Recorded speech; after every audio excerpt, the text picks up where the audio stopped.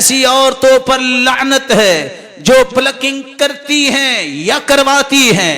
ایسی عورتوں پر لعنت ہے جو تھریڈنگ کرتی ہیں یا کرواتی ہیں،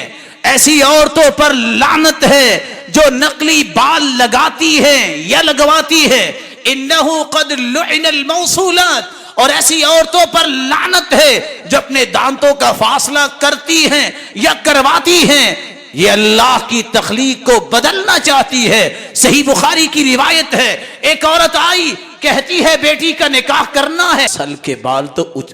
اڑ گئے ہیں، کیا نقلی بال لگوا دوں؟ قال لا